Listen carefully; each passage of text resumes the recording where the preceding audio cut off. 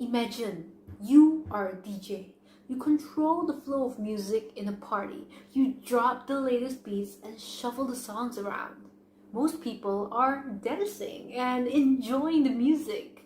But then suddenly somebody comes up, unplugs your speakers, and then plugs it to theirs. That person starts playing their own music because you and their musical tastes don't match. It is as if they are the DJ. It is as if they are you. Of course, I understand that it is within their rights to play music, but that, however, is not in their right to silence others.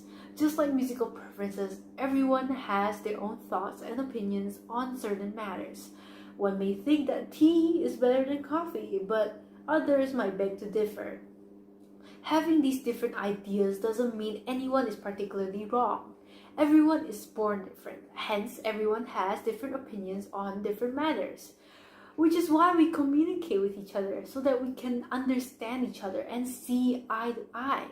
Even if at times we can't seem to get a consensus, at least we would be able to understand why someone supports a certain thing. Going back to tea and coffee, I like tea more than I do coffee, but I can understand why some of my friends like coffee more. Coffee just has this certain bitterness and fragrance that can be appealing to others, but it just doesn't appeal with me, and that's fine. We have these discussions to transfer knowledge and preferences, and this is particularly apparent in schools, where it is the epicenter for us, the students, and for teachers to exchange thoughts. Of course, that doesn't mean you can just say anything you want and get away with it. Moreover, you can say whatever you want, but repercussions will come with it. It's like, I can tell that my friends, hey, you're stupid, and then they laugh at me and then tell me that I'm an idiot as well. But I can't just go up to the principal and say, hey, you're stupid. It's like asking for an early death. This is why we think before we talk. We think about the consequences before we say something to someone. Of course, it is again free speech. Anyone can say whatever they want, but is it really free when you need to think about the problems that might arise afterwards? Especially if you criticize the schools on something, then what will the school respond with? Obviously, in the best case scenario, they listen to your criticism and then try to improve. But worst case scenario, well, they might call your parents. You might get suspended or expelled. Not many are willing to take that risk, which is why, for those who are, the way they word their thoughts is vital in how the schools will react to them. The way you articulate your speech, your mannerisms, your facial expressions, and intonation matters so much in what you're trying to say.